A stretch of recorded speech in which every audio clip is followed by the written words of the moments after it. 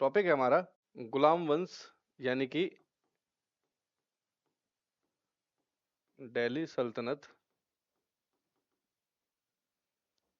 पहला वंश है स्लेव डायनेस्टी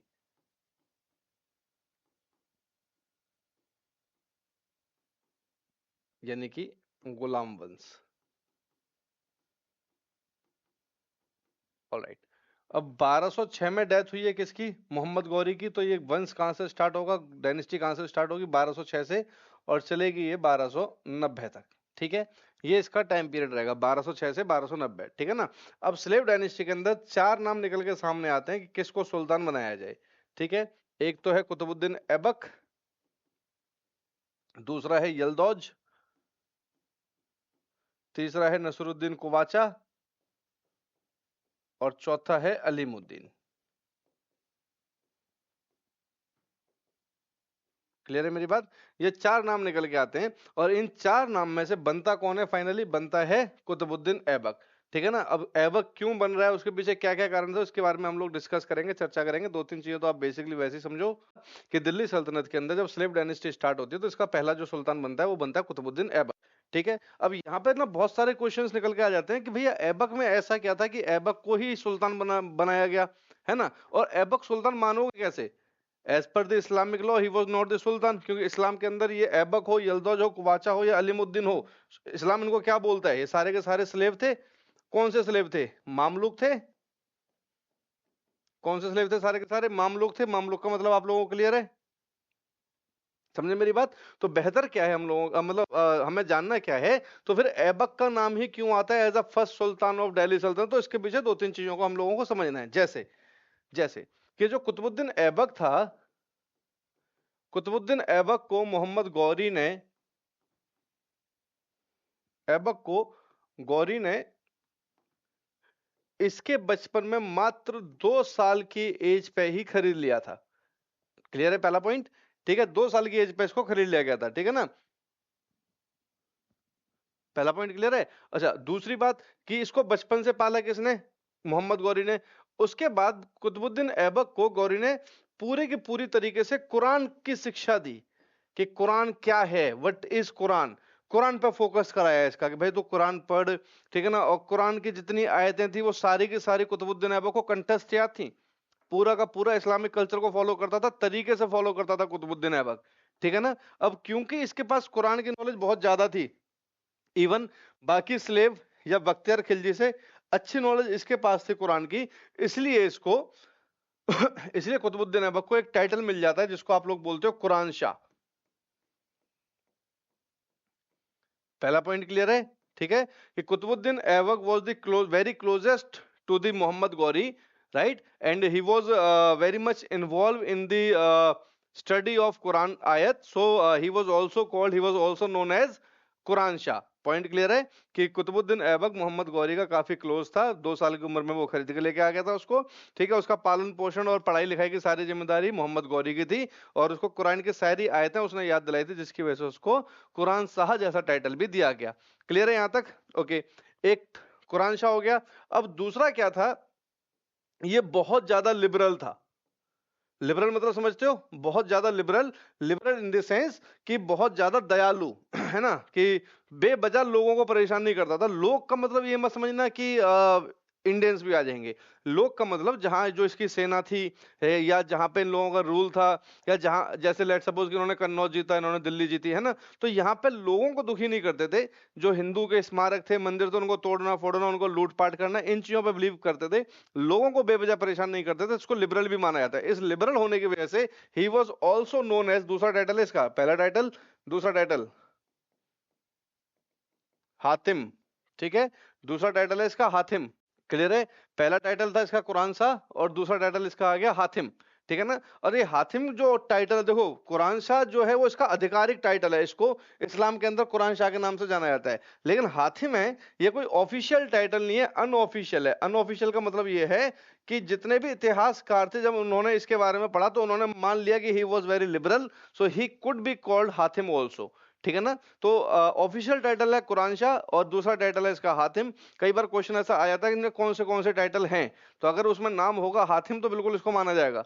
क्लियर है। लेकिन आधिकारिक टाइटल की अगर बात की जाएगी तो आधिकारिक टाइटल के अंदर इसका हातिम नहीं होगा। अब तीसरी बात समझो, तीसरा टाइटल बड़ा इंपॉर्टेंट है इसका। तीसरा टाइटल इसका लिबरल था, कुरान की नॉलेज रखता था, ठीक है ना। अब एक काम और ये करता था, उस काम को आप लोग समझो क्या कि जैसे गौरी है, इसने अपनी टीम के साथ किसी जगह पर अटैक किया, ठीक है। टीम है A B C D E, ठीक है, ये टीम है, ओके। अब ये ए बी सी डी जो भी हैं, ये सब इसके कौन है, ये सब इसके कमांडर है, ठीक है ना। अब ए की जो आर्मी है, ए के पास, ये मान लो ये टोटल इसकी आर्मी है, ये बी की आर्मी है, इसी तरीके से सबकी इक्वल अपनी अपनी आर्मी है, सबके पास इक्वल है और अपनी अपनी आर्मी है, ठीक है ना, सेपरेट, सेम ई वाले की, ठीक है, सबकी अपनी अपनी आर्मी है। अब इन लोगों ने ओवरऑल मान के चलो, जब इन्होंने कन्नौज पर अटैक किया, चलिए तो ये मान के चलो कि इन्होंने कन्नौज पर जब अटैक किया था, अच्छा ये अटैक कब हुआ था, 1194 में हुआ था। इसको बैटल को क्या बोलते हैं, बैटल ऑफ चंद्रावर।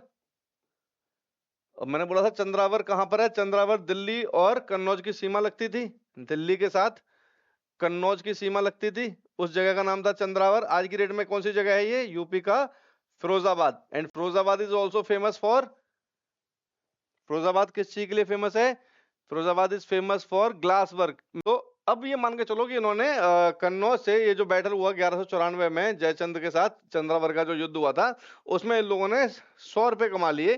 अब ये जो 100 रुपए का जो डिवीजन है, ये मान के चलो आप कि ये जो कमांडर्स हैं, ये जो कमांडर्स हैं, ठीक है ना, इसको उठा देता हूं एक बार।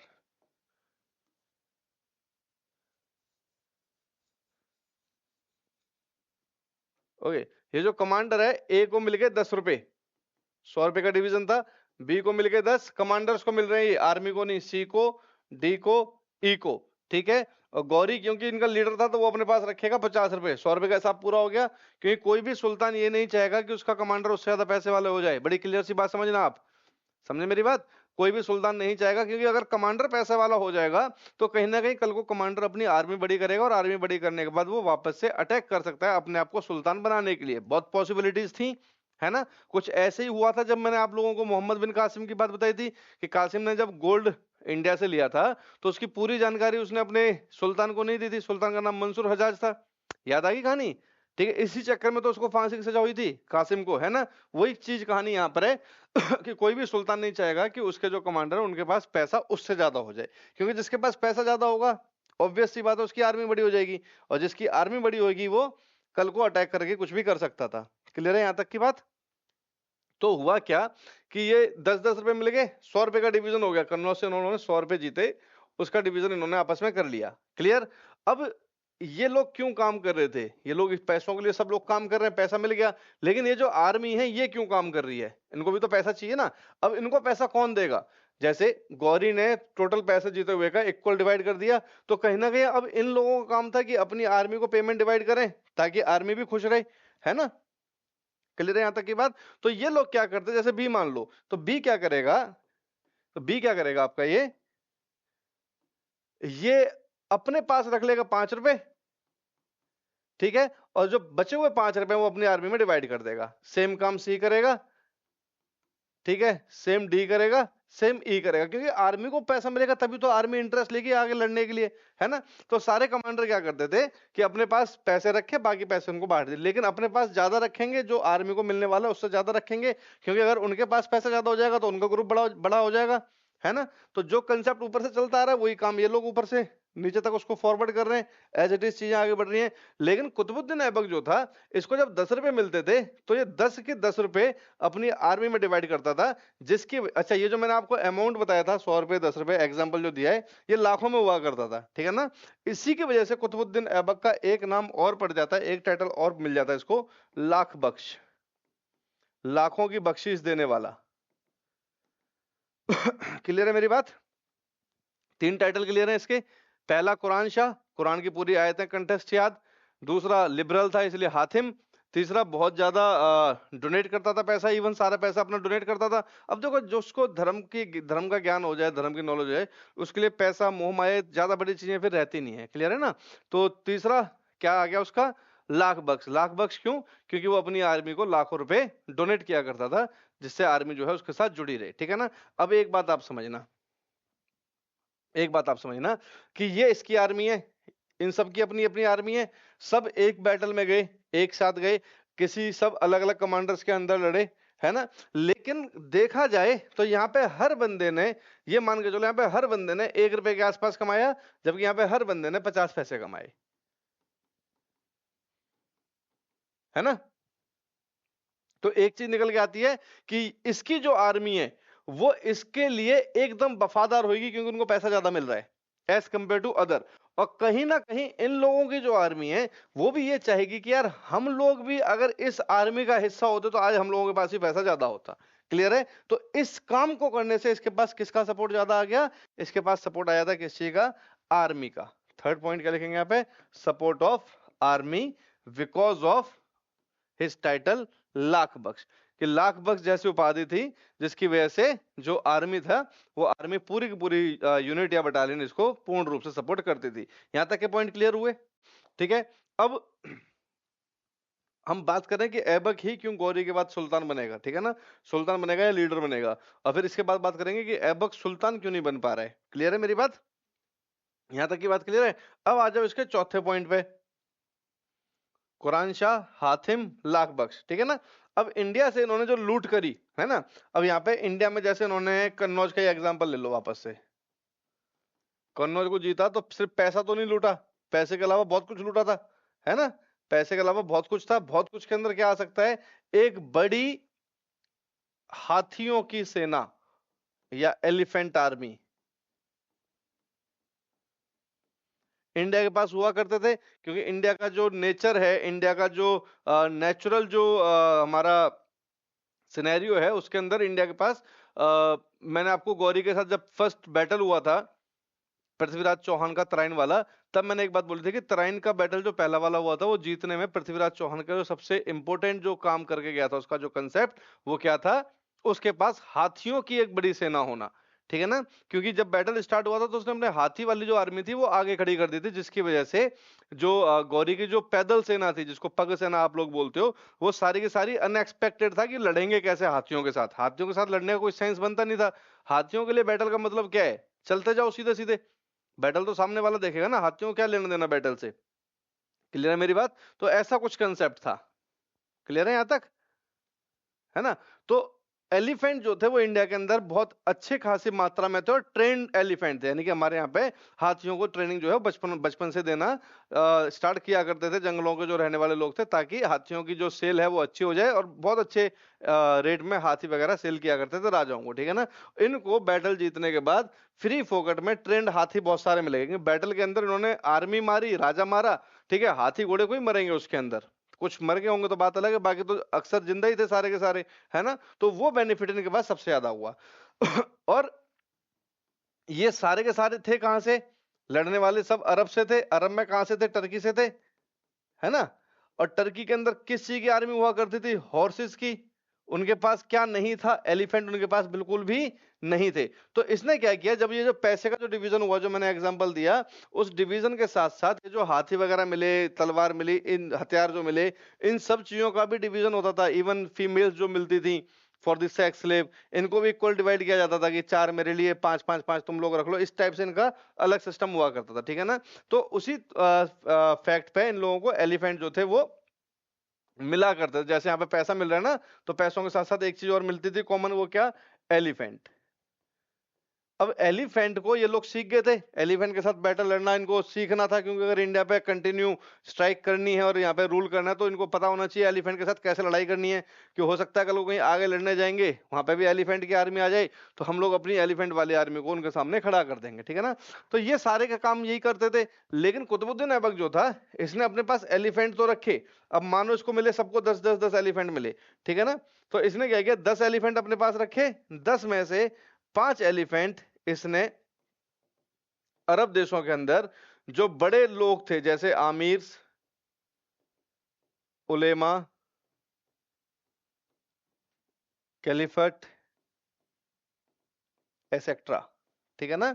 जो धार्मिक रूप से जो बड़े पद वाले हुआ करते थे, ये क्या करता था, एलिफेंट उनको गिफ्ट दिया करता था कि ये आप लोग रख लो मेरी साइड से। क्लियर है। तो इसको रिलीजियस जो सपोर्ट था वो दो कारणों से बहुत ज्यादा मिल रहा था। पहला कारण तो he was also known as Quran Shah, and the another one cause is he was the biggest giver of the elephant to the highest rank holders in the Arab nation. जो बड़े अरब देशों के अंदर जितने भी बड़े पदों पे, रिलीजियस पदों पे जो व्यक्ति बैठे हुए थे, उन लोगों को ये बहुत बड़े पैमाने में हाथियों को गिफ्ट किया करता था, जिसकी वजह से इसका एक नाम और पड़ जाता है, एक टाइटल इसको और मिल जाता है, उसको बोलते हैं पील बख्श। ठीक है। KBC last to last session में 50 लाख का क्वेश्चन था, पील बख्श वाला। ये हो गई बेसिक चीजें, ठीक है ना। तो ये मैंने आपको कारण बताए हैं कि क्यों, why Aibak became first sultan of Delhi सल्तनत। ठीक है। ऑप्शन में जो ऑप्शन तो नहीं, इसके मेंस के हिसाब से आप इसको मान के चलो, क्या आ जाएगा। नंबर 1 पॉइंट्स में क्या दोगे, पील बख्श, इसको एक्सप्लेन कर दोगे। दूसरा लाख बख्श, इसको हल्का सा एक्सप्लेन कर दोगे। तीसरा कुरान शाह, और चौथा अनऑफिशियल टाइटल हातिम। ये कारण है जिन कारण से Qutbuddin Aibak was the first consider as the first sultan of Delhi सल्तनत। अब जब कुतुबुद्दीन ऐबक सुल्तान बनेगा या बन रहा है, तो ये तो कॉजेज हो गए क्यों बन रहा है। अब क्वेश्चन ये है कि कुतुबुद्दीन ऐबक के सामने कुछ ना कुछ तो समस्याएं आई होंगी, ऐसा तो है नहीं कि एक बार में बन जाएगा, है ना। तो अगला टॉपिक आपका ये है, what may be the causes, समस्याएं, प्रॉब्लम्स क्या क्या हो सकती हैं फॉर कुतुबुद्दीन ऐबक। ऐबक के लिए क्या क्या समस्याएं थी जब वो सुल्तान बनता है या जब वो सुल्तान का पद स्टार्ट करता है तब। क्लियर है ना। ये आपका एक अगला पॉइंट है, अगला क्वेश्चन है, ठीक है ना। तो सबसे पहले इसको पॉइंट में हम लोग कैसे लिखेंगे, पहला पॉइंट क्या हो सकता है, अदर कमांडर्स या स्लेव। पहला point clear.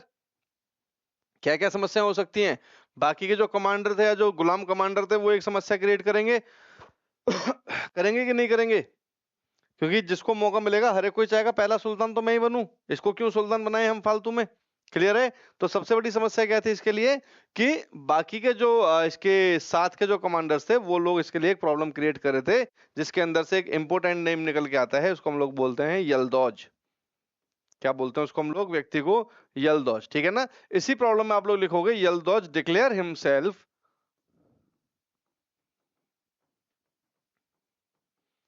As a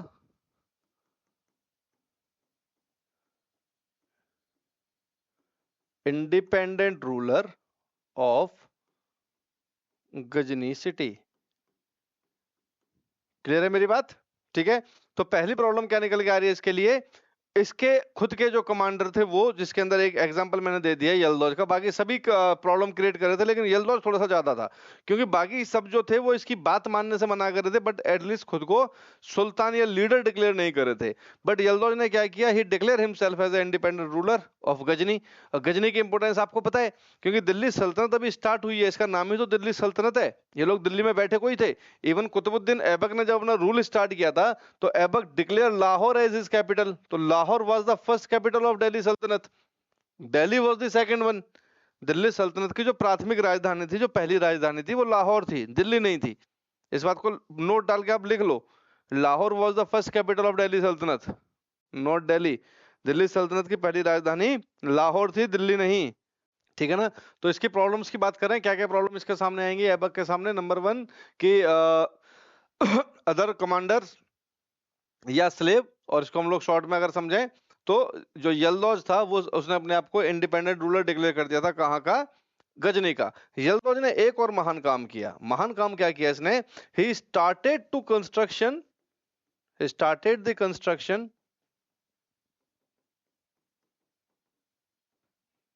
of एक कुतुबुद्दीन ऐबक ने एक मीनार बनवाई है दिल्ली में, नाम बताओ। कुतुब मीनार, ठीक है ना। अब हुआ क्या था, कुतुब मीनार का जो निर्माण है, अब समझना, कुतुबुद्दीन ऐबक ने कुतुब मीनार का निर्माण स्टार्ट किया था in the year of 1198 at end of 98 and starting of 99, ठीक है ना। 1198-99 में इसका निर्माण जो था वो स्टार्ट हुआ था कुतुब मीनार का। क्लियर है मेरी बात यहां तक, ठीक है। और ये बन के तैयार हुई थी तकरीबन 1231 के आसपास, 31-32 के आसपास ये बनकर तैयार हुई है, ठीक है ना। तो कुल मिला के ये है कि कुतुबुद्दीन ऐबक ने जब इसका निर्माण काम स्टार्ट किया था, उस टाइम पे मोहम्मद गौरी जिंदा था, मरा नहीं था।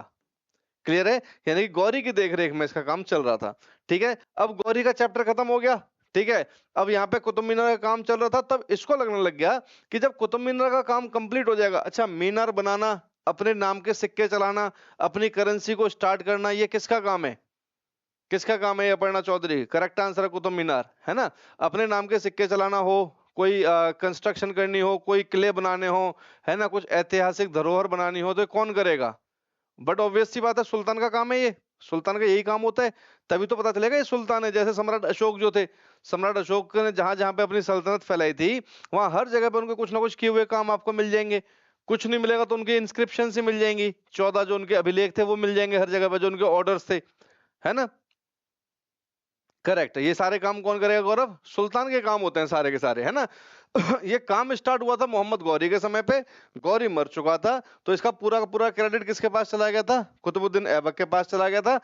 और यलदौज को ये लगने लग गया था कि कुतुबुद्दीन ऐबक जो है, अगर ये कुतुब मीनार जल्दी बनकर तैयार हो जाएगा तो कहीं ना कहीं कुतुबुद्दीन ऐबक ये क्रेडिट अपने ऊपर ले लेगा और ये माना जाएगा कि भैया सुल्तान है। क्लियर है, इसलिए इसने क्या किया, यलदौज ने जल्दीबाजी में इसने गजनी के अंदर एक कंस्ट्रक्शन स्टार्ट किया, उस जगह का नाम था जाम मीनार, आज भी है, जगह का नाम है जाम मीनार, है ना। तो कई बार क्वेश्चन पूछा जाता है जाम मीनार क्यों बनाया गया। अब कंसेप्ट क्लियर है, जाम मीनार क्यों बनाया जा रहा है। जाम मीनार इसलिए बनाया जा रहा था क्योंकि दिल्ली के अंदर कुतुब मीनार बन रहा था, इसलिए अफगानिस्तान के अंदर जाम मीनार बनाया जा रहा था। क्लियर, कुतुब मीनार जो बनाया किसने बनाया, कुतुबुद्दीन ऐबक ने, इसने बनवाया। और कुतुबुद्दीन ऐबक ने कुतुब मीनार किसकी याद में बनवाया,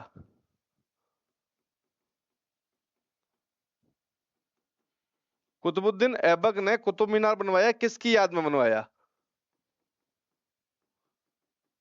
अपने नाम से तो बनाया या किसी और के नाम से बनाया।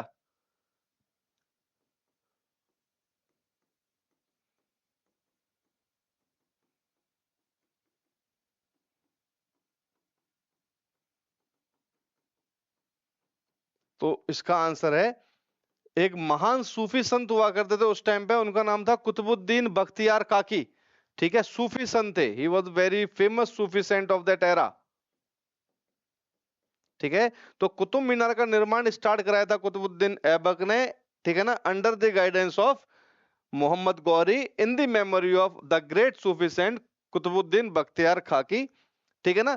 इनकी याद में कुतुब मीनार का जो काम था वो स्टार्ट कराया गया था, जिसके चलते इसके कंपटीशन में अफगानिस्तान के गजनी शहर में एक और मीनार बनाया गया जिसका नाम था जाम मीनार। क्या नाम था इसका, जाम मीनार, ठीक है। तो कुतुबुद्दीन ऐबक ने कुतुब मीनार का काम स्टार्ट कराया था, लेकिन इसके टाइम पे कुतुब मीनार का काम पूरा हुआ नहीं था। कुतुब मीनार का काम पूरा हुआ था इल्तुतमिश के टाइम पे, ठीक है। कुतुब मीनार का काम कंप्लीट हुआ था इल्तुतमिश के टाइम पे, कुतुबुद्दीन ऐबक ने इसको स्टार्ट कराया, इल्तुतमिश ने इसको कंप्लीट कराया, ठीक है ना। फिर आगे चल के हम लोग पढ़ेंगे एक और सुल्तान बनेगा दिल्ली सल्तनत में, उसका नाम होगा फिरोज शाह तुगलक। एक और हम लोग सुल्तान पढ़ेंगे तुगलक वंश में, उसका नाम होगा फिरोज शाह तुगलक। फिरोज शाह तुगलक क्या करेगा, ये जो कुतुब मीनार था, जो ये वाला जो है कुतुबुद्दीन ऐबक और इल्तुतमिश वाला, ये 4 फ्लोर का है, ठीक है। और फिरोज शाह तुगलक ने इसके ऊपर एक अपना अलग से फ्लोर जोड़ दिया था, इसके रिपेयर कराया था और 5वां फ्लोर जोड़ दिया था। तो अगर आप कभी भी कुतुब मीनार देखने जाओगे, हाँ अपर्णा एकदम करेक्ट है, बख्तियार का आपने आंसर दिया, मैंने अभी देखा, ठीक है ना। कुतुब मीनार आप जब भी देखने जाओगे तो आप देखोगे कि जो 4 फ्लोर हैं वो एक सिमिलरिटी उसके साथ मटेरियल के साथ बनाए गए हैं। आप देखोगे तो मैक्सिमम उसमें रेड जो ब्रिक्स हैं, लाल जो ईंटें हैं, पत्थर है, उसका प्रयोग किया गया है। और जो पांचवा जो टॉप वाला फ्लोर है वो हमेशा आप देखोगे तो व्हाइट कलर का आपको देखेगा, मार्बल्स वाला। ठीक है, क्योंकि वो बनाया था फिरोज शाह तुगलक के टाइम पे। तुगलक ने जब कुतुब मीनार को रिपेयर कराया तो उसने बोला जब रिपेयर हो ही गया, इतना खर्चा हो ही गया, तो एक चिप्स ले ही लेते हैं। इतना खर्चा करा दिया तो एक फ्लोर अपना बना ही देते हैं। क्लियर है? याद रखोगे यहां तक की बात? हालांकि ये आर्ट एंड कल्चर की चीजें हैं, इसमें मैं ज्यादा इसमें डिटेल में लेके नहीं जाता, लेकिन फिर भी अभी एकदम से दिमाग में आया तो मैंने ये बता दिया आपको। ठीक है ना? इतना अपने को याद रखने का है। तो हम लोग बात कर रहे थे कुतुबुद्दीन ऐबक के लिए प्रॉब्लम क्या रहेंगी। पहली प्रॉब्लम तो होगी अदर कमांडर। अदर कमांडर के अंदर यलदौज ने अपने आप को क्या किया था, गजनी का सुल्तान डिक्लेयर किया, और उसके बाद वहां पे उसने एक जाम मीनार नाम का कंस्ट्रक्शन स्टार्ट किया, so that he can clarify that he is the sultan of that place at least, है ना, कि ये यहाँ का सुल्तान है, कम से कम इस जगह का सुल्तान तो ये माना जाएगा। क्लियर है यहाँ तक की बात? चलिए, प्रॉब्लम सिर्फ एक नहीं है, क्योंकि जो इसके वो थे कमांडर, वो सिर्फ एक नहीं थे, वो कई थे, है ना। एक तो हो गया यलदौज, यलदौज की प्रॉब्लम मैंने आपको बता दी। ठीक है, एक आ जाओ आप Qubacha. Qubacha declare himself sultan of Multan. इसने अपने आप को मुल्तान में सुल्तान डिक्लेयर कर दिया कि यहां तो जी मैं सुल्तान हूं। क्लियर है? लेकिन क्योंकि मुल्तान बहुत ज्यादा पास में था लाहौर के, तो उसको ये इसको दमन करने में, उसको किसको, कुतुबुद्दीन ऐबक को, इस व्यक्ति को समझाने मनाने में ज्यादा समय नहीं लगा। Aibak was very much powerful as compare to other one, क्योंकि उसके पास जो सपोर्ट था वो सभी धार्मिक बड़े जितने भी पदाधिकारी थे उनका था, और साथ साथ उसके पास आर्मी का भी बहुत अच्छा समर्थन था। आर्मी का तो ऑब्वियसली था, आर्मी तो सारी उसकी आर्मी भी और इन लोगों की आर्मी भी उसी के फेवर में ज्यादा रहती थी। क्लियर है यहां तक की बात? ये प्रॉब्लम थी, कुबाचा का हो गया, यलदौज का हो गया। बड़ी प्रॉब्लम जो थी वो यलदौज से थी, कुबाचा भी इसमें कोई बहुत बड़ी प्रॉब्लम क्रिएट नहीं कर पा रहा था। ठीक है ना? अच्छा, प्रॉब्लम नंबर सेकंड, एक प्रॉब्लम मैंने बता दी, अदर कमांडर्स।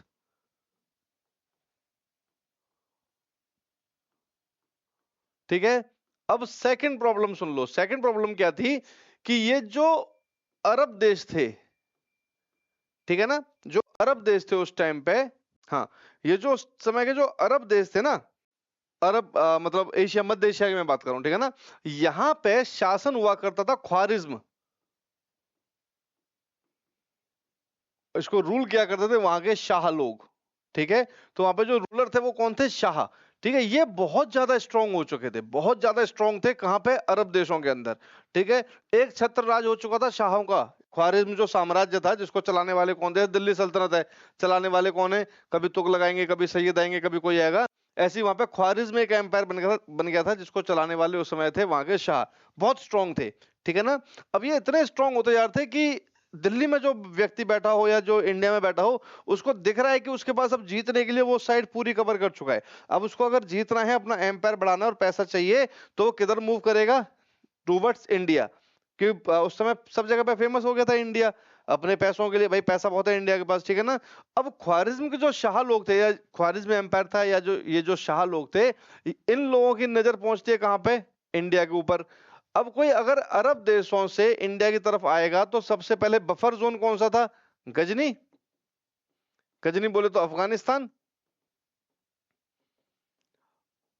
तो इसका मतलब कोई भी दिल्ली सल्तनत को चला रहा हो, चाहे वो कुतुबुद्दीन ऐबक हो, ए हो, बी हो, सी हो, डी हो, या कोई भी हो, है ना, वो व्यक्ति चाहेगा कि कम से कम जो गजनी है, ये वाली जो टेरिटरी है मेरी सबसे ज्यादा स्ट्रांग होनी चाहिए। क्लियर है? लेकिन यहां पे कौन बैठा था, यलदौज। कौन बैठा है यहाँ पे, यलदौज। तो सबसे बड़ी प्रॉब्लम क्या, कि ख्वारिज्म के साथ जब आएंगे तो सबसे पहले यलदौज को उठा के पीटेंगे, या हो सकता है कि यलदौज अपने आप ही उनका साथ दे दे मेरे खिलाफ, है ना। तो वो व्यक्ति चाहेगा कि ये वाली जो टेरिटरी है ये मेरी स्ट्रांग रहे, मेरे पास रहे, ताकि मैं यहां से उन लोगों को रोकने का काम कर सकूं, या कमजोर करने का मैं यहां से उनको काम कर सकूं। ठीक है ना? तो दो प्रॉब्लम निकल के सामने आ रही हैं, पहले अदर कमांडर, दूसरा the power of Shah from Khwarezm in the Arab या सेंट्रल एशिया। ठीक है ना? मध्य एशिया के अंदर शाह की या ख्वारिज्म साम्राज्य की बढ़ती हुई शक्ति। ठीक है, जिसके चक्कर में क्या था कि अपने को कंट्रोल चाहिए कहां का, गजनी शहर का, खासकर अफगानिस्तान का। दूसरा पॉइंट क्लियर है?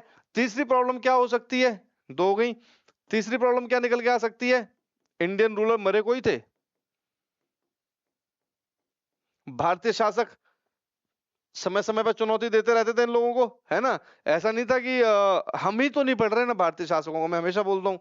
लेकिन इसका मतलब कोई है कि उस टाइम पे इंडियन जो रूलर थे उनके बस की कुछ था नहीं कि एक पृथ्वीराज चौहान क्या मर गया उसके बाद कोई व्यक्ति ऐसा होगा ही नहीं जो दोबारा खड़ा हो सके। बहुत थे, वो हमारे इतिहास में पढ़ाई नहीं गए, वो बात अलग है ना।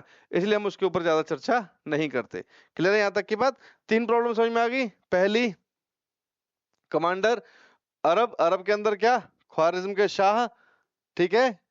अगली प्रॉब्लम, अगली प्रॉब्लम क्या थी, इंडियन रूलर जो उसको समय समय पे जो चैलेंज करते रहते थे, है ना। इसलिए तो ये कभी लाहौर से दिल्ली की तरफ नहीं आ पाया। लाहौर तक समझ में आ रहा था क्योंकि इसकी जो बाउंड्री थी वो उस साइड क्लोजेस्ट थी गजनी के, लेकिन ये लाहौर से नीचे की तरफ कभी उतर ही नहीं पाया। क्लियर है मेरी बात। ठीक है। एक और प्रॉब्लम इसके लिए आ रही है, वो है खोखर कम्युनिटी या गक्कर कम्युनिटी। पहला हमने पढ़ा था ऐबक ही सुल्तान क्यों बन रहे, है ना। इसके पीछे क्या क्या कारण थे। सबसे पहले उसके टाइटल जो अपने आप में सब एक्सप्लेन कर देंगे, कुरान शाह, हातिम, लाख बख्श, पील बख्श, 4 टाइटल उसके आपको याद रखने हैं, ठीक है ना। फिर आएगा कि ऐबक की प्रॉब्लम्स क्या थी, यानी कि जब ये सुल्तान बनता है तो समस्याएं इसने क्या क्या फेस करी, ठीक है ना। तो सबसे पहले थी problem with, problem of for Qutbuddin Aibak. पहली क्या थी, अदर कमांडर्स, ठीक है, या स्लेव। दूसरी क्या आती है, उसमें हमें यल्दौज पर थोड़ा सा फोकस रखना है, ठीक है ना। दूसरी आती है अरब की तरफ से उठने वाली प्रॉब्लम, ठीक है। अरब में कौन सा एम्पायर, ख्वारिज्म, वहां पे कौन लीड कर रहे थे, शाह, ठीक है ना। तीसरी प्रॉब्लम क्या थी, इंडियन रूलर्स, क्या थी, इंडियन रूलर। और चौथी क्या है, खोखर, ये ट्राइब है ना। ओके। तो 4 हो गई है। एक और बता दो कोई, वो ये है कि Aibak was a slave according to, बताइए क्या लिखूं। ये प्रॉब्लम थी उसके लिए एक और बड़ी, ठीक है ना। He was a slave according to Islam, Quran, बहुत बढ़िया गौरव, ठीक है ना।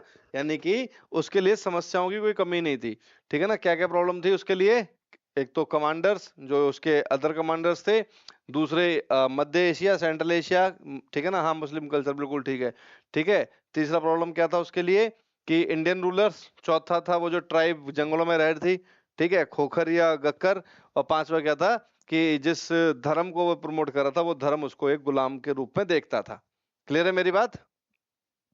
हाँ, बाय बर्थ कह लो बिल्कुल, ठीक है ना, या मुस्लिम कल्चर कह लो, या कुरान कह लो, या इस्लाम कह लो, ठीक है ना। ये उसकी सबसे बड़ी प्रॉब्लम थी। ठीक है ना। तो ये समस्याएं थी। तो अब कभी भी क्वेश्चन आएगा इसके ऊपर लिखने के लिए या एमसीक्यू में, तो आपको पता होना चाहिए कुतुबुद्दीन ऐबक के लिए सबसे बड़ी समस्याएं क्या थी। ये भी पता होना चाहिए कुतुबुद्दीन ऐबक ही पहला सुल्तान क्यों बनता है, या पहला हेड क्यों हमें देखने को मिलता है ऑफ दिल्ली सल्तनत। दोनों पॉइंट क्लियर है यहाँ तक। अब आगे कहानी आती है कि जो प्रॉब्लम्स थी, इन सभी प्रॉब्लम को उसने समाधान क्या रखा, सॉल्यूशन क्या था, ठीक है ना। सॉल्यूशन भी तो जरूरी है ना सभी समस्याओं का। तो पहली प्रॉब्लम क्या थी उसके लिए, यल्दौज। अब यल्दौज का समाधान क्या लिया उसने, ठीक है। ओके। यल्दौज ने क्या किया था प्रॉब्लम के तौर पे कि उसने अपने आप को डिक्लेयर कर दिया था एक इंडिपेंडेंट रूलर, कहाँ का, गजनी का, ठीक है ना। अब इसका समाधान चाहिए था। अब प्रॉब्लम के यहाँ पे समाधान खुद ही इसके पास चल के आ गया। हुआ क्या कि यल्दौज जो था वो एक नंबर का बेवड़ा आदमी था, नशेड़ी था, ड्रग्स और नशे के अलावा इसके पास कोई और काम नहीं था, ठीक है ना। पूरे पूरे दिन दारू लेके सुबह शाम वहीं पड़ा रहे। तो वहां की जो जनता थी गजनी की, वो इसके फेवर में बिल्कुल भी नहीं थी। इसके फेवर में कोई भी पब्लिक नहीं थी। किसके फेवर में, यल्दौज के फेवर में, ठीक है ना। इसी चक्कर में जब ख्वारिज्म के शाह, जब ख्वारिज्म के शाह गजनी की तरफ बढ़ रहे थे, ठीक है, तो ये जो पब्लिक थी, इस पब्लिक ने सपोर्ट कर दिया इन लोगों का कि भैया तुम लोग आओ और हम तुम्हें बताएंगे कैसे अटैक करें, किस पर अटैक करें। क्लियर है। अब इसको पता था कि इसके पास आर्मी इतनी अच्छी नहीं है, इतनी स्ट्रांग नहीं है, और ये अकेला ख्वारिज्मों से नहीं लड़ सकता। इसको ये बात क्लियर है। दूसरा, इसकी पब्लिक जो है वो इसके फेवर में नहीं है, ठीक है ना। आर्मी के कई लोग थे जो पब्लिक में शामिल थे, यानी कुल मिला के इसको क्लियर था कि ख्वारिज्म के साथ जिस दिन आ जाएंगे उस दिन कुटाई तो अपनी पक्की है। जिंदा छोड़ दें, मार दें, वो किस्मत की बात है, पर इतना पक्का है उस दिन पिटाई अच्छी हो जाएगी अपनी, ठीक है ना। अब इसके पास कोई ऑप्शन था नहीं, है ना। तो मरता क्या नहीं करता, पुराना दोस्त याद आया, दोस्त का नाम कुतुबुद्दीन, दोस्त का नाम कुतुबुद्दीन ऐबक, ठीक है। तो ये किसके पास भागा, कुतुबुद्दीन ऐबक के पास भागा कि भाई ऐसे ऐसे करके मैटर है, बचा ले। अच्छा, कुतुबुद्दीन ऐबक भी यही चाहता था कि भैया गजनी को नहीं छोड़ सकते, गजनी अपने पास रखना बहुत जरूरी है, क्योंकि कल को इंडिया में कोई भी बात हो जाएगी तो कम से कम गजनी एक ऐसी जगह तो है जहां पे हम लोग सेफ साइड बैठ सकते हैं, है ना, बफर जोन है तो अपने लिए इजी रहेगा। तो यहाँ से कुतुबुद्दीन ऐबक जो है वो अपनी आर्मी को लेके, इसकी आर्मी को लेके, ठीक है, इसके साथ मिलके तीनों के तीनों कहाँ जाके बैठ जाते हैं, गजनी में जाके बैठ जाते हैं। किसका मुकाबला करने के लिए, ख्वारिज्म के जो शाह थे उन लोगों का मुकाबला करने के लिए, ठीक है ना। अब पब्लिक इस चीज को देखती है भैया कुतुबुद्दीन ऐबक इसका साथ दे रहा है, तो पब्लिक के जो 50% जो लोग उधर गए थे ख्वारिज्म की तरफ, उसमें से बहुत सारे लोग इनके फेवर में वापस आ जाते हैं। इसको पसंद करते थे कुतुबुद्दीन ऐबक को, जो पब्लिक थी वो पसंद कर रही थी।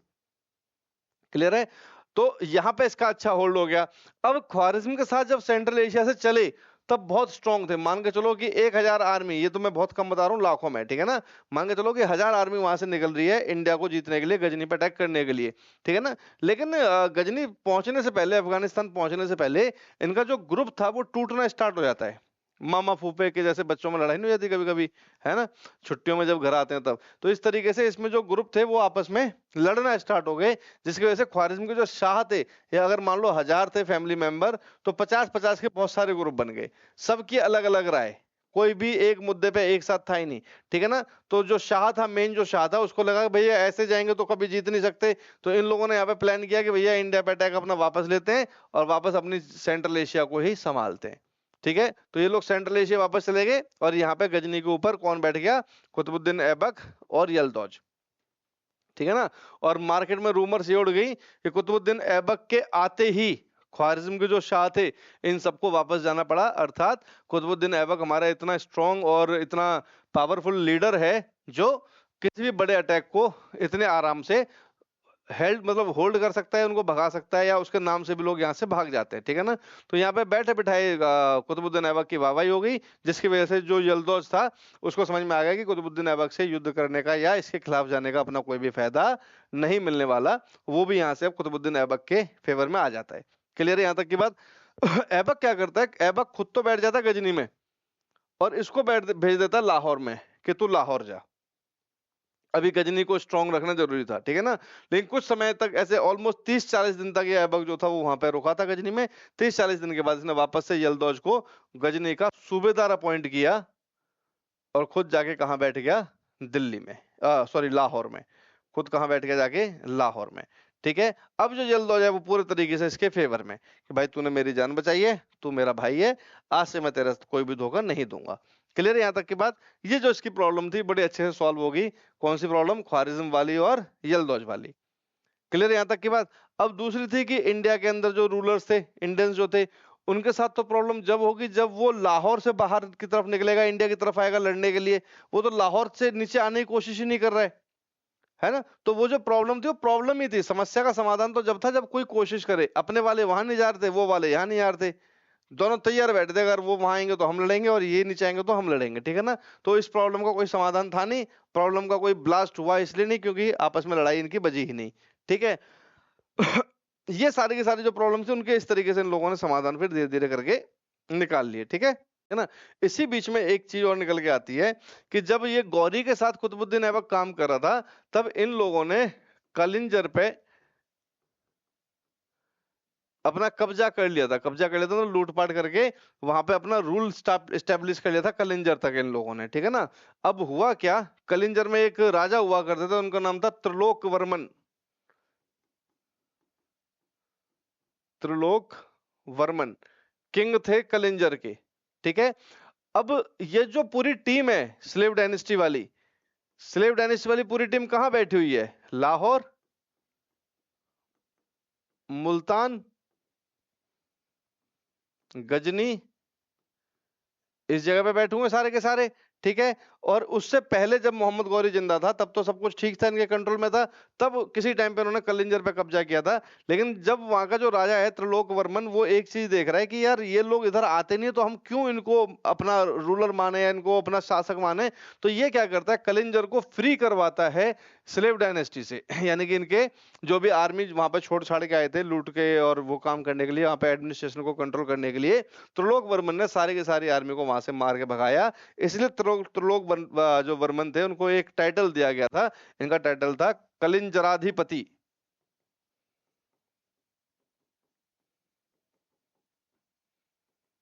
ठीक है। कलिंजराधिपति किसको बोला जाता है? कलिंजर के राजा त्रिलोक वर्मन को। क्यों बोला जाता है? क्योंकि इन्होंने गौरी के जितने भी सेना थी उन सबको कलिंजर से आउट किया था, कलिंजर को इनके आक्रमण से और इनके कंट्रोल से पूरे तरीके से फ्री किया था। ठीक ठीक है। और त्रिलोक वर्मन थे कौन? He was the Chandel ruler, Chandel शासक। क्लियर है यहां तक की बात?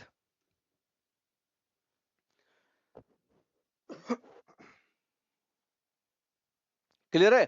तो जब त्रिलोक वर्मन ने इतना बढ़िया काम कर दिया तो जहां जहां पे इनकी छोटी मोटी आर्मी थी, चाहे वो ग्वालियर में रही हो, ठीक है, चाहे वो दिल्ली के आसपास कभी रही हो, छोटे मोटे जो इनके कंट्रोल वाले जो एरिया थे, वहां के जो भी लोकल राजा वगैरह थे उन सब ने वहां से मार मार के इन लोगों को भगा दिया। और इनकी इनका जो एक तरह से रूल था ड्यूरिंग द कुतुबुद्दीन ऐबक वाला एरा, वो गजनी से लेकर लाहौर तक का ही रहा।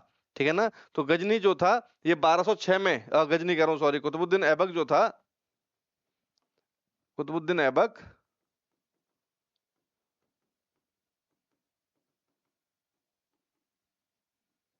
1206 लिखेंगे, है ना?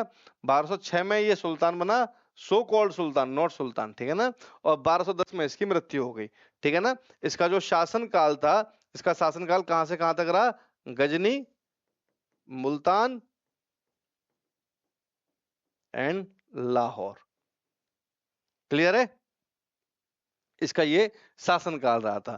ठीक है ना? ये दो तीन चीजें आपको इसके बारे में याद रखनी। ठीक है ना? उसके बाद हुआ क्या था, ये एक बार लाहौर में चौघान खेल रहा था, चौघान।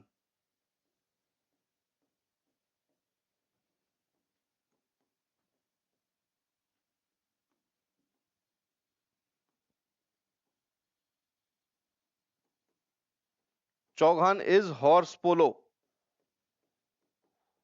ये लाहौर में एक बार चौघान खेला था, हॉर्स पोलो खेला था, तो घोड़े से गिर के इसकी मृत्यु हो जाती है, इसकी मौत हो जाती है। क्लियर है ना ये वाली बात? ठीक है। ये था आपका कुतुबुद्दीन ऐबक। कुतुबुद्दीन ऐबक सुल्तान क्यों बना, ये पॉइंट क्लियर होना चाहिए। कुतुबुद्दीन ऐबक के सामने समस्याएं क्या थी, ये प्रॉब्लम होना चाहिए। उसमें से कौन सी समस्या को उसने सॉल्व किया, ये पता होना चाहिए। उसकी राजधानी क्या थी, ये पता होना चाहिए। उसका जो टेरिटरी रहा है रूल करने का, वो पता होना चाहिए। और इसके टाइम पे किस हिंदू राजा का एक बड़ा दबदबा रहा था, ये आपको पूरी पिक्चर क्लियर होनी चाहिए। फिर लास्ट में इसकी डेथ कैसे हुई थी। अब मैं यही सोचता हूँ कई बार कि यार इतना बड़ा सुल्तान, अब इसको माना जाता है हमारे इतिहास के अंदर कि कुतुबुद्दीन ऐबक ने कुतुब मीनार बनाया, कुतुबुद्दीन ऐबक ने भारत के अंदर दिल्ली सल्तनत की नींव रखी, कुतुबुद्दीन ऐबक ने इतने बड़े बड़े काम किए। मेरे ये समझ में नहीं आता, इतना बड़ा सुल्तान अपने आप को बन रहा है, घोड़े से गिर के मर रहा है यार। कम से कम बैटल फील्ड में जाके मर, अगर मर नहीं है तो। ऐसे कौन सा सुल्तान है घोड़े से गिर के मर रहा है? और कमाल की बात यही रहेगी, पूरी दिल्ली सल्तनत में, दिल्ली सल्तनत कहां से कहां तक है? दिल्ली सल्तनत मैंने बताया था ना 1206 से लेके 1526, पूरी सल्तनत के टाइम पे एक भी राजा ऐसा सुल्तान आपको नहीं मिलेगा जो युद्ध के मैदान में मरे। सारे के सारे ऐसे मिलेंगे, कोई घोड़े से गिर के मरेगा, कोई शराब पी के मर जाएगा, कोई रात को सोएगा सुबह उठेगा ही नहीं। ठीक है? कोई गायब हो जाएगा, घर बार छोड़ के भाग जाएगा। ठीक है? कोई अपनी सल्तनत जो सत्ता होगी अपने सालों को अपनी बीवी को देके संन्यास ले लेगा। कोई ऐसा मिलेगा ही नहीं जो बैटल फील्ड में मरे। बस एक मिलेगा आपको, लास्ट वाला, 1526 वाला एक मिलेगा। उसका नाम था इब्राहिम लोदी। एकमात्र ऐसा दिल्ली सल्तनत का शासक जो बैटल फील्ड में मरा था 1526 पानीपत के फर्स्ट बैटल में।